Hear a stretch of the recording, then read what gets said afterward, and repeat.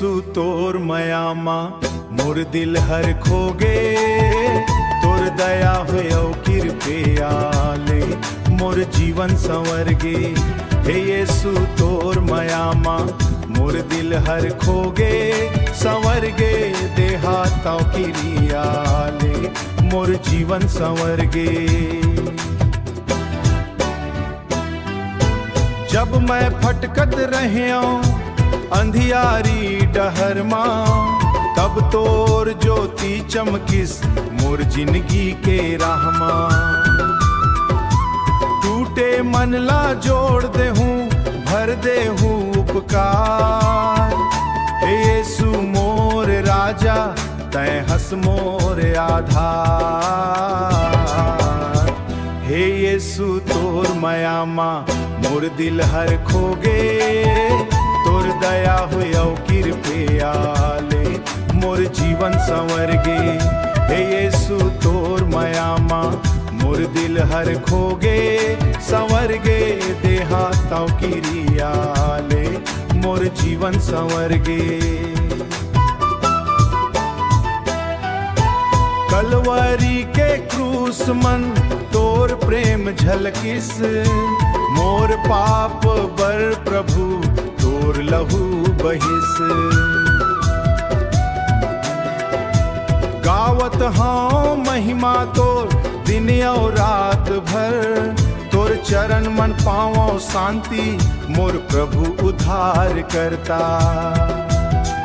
गाँव गाँव गूंजे अब यीशु नाम महान, सबो जन गाँव मिलके प्रभु के जयगान। आवो संगवारी मन करन आराधना, यीशु मसीह के मयामा पावन नई जिंदगी ला। हे यीशु तोर मयामा मोर दिल हर खोगे, तोर दया होयो कृपाले मोर जीवन संवरगे। हे यीशु तोर मयामा मोर दिल हर खोगे।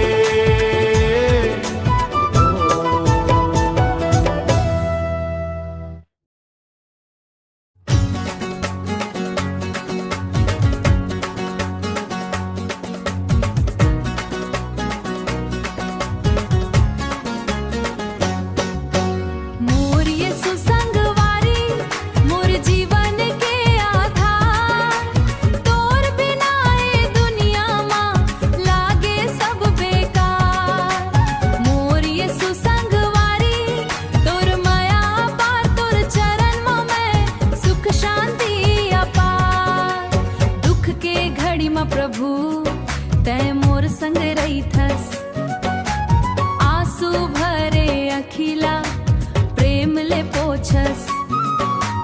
भटके रद्दा वाले ला सही रद्दा देखा थस, गिर जाथन जब हमन तै हाथ धर उठा थस। मोर यीशु संगवारी मोर जीवन के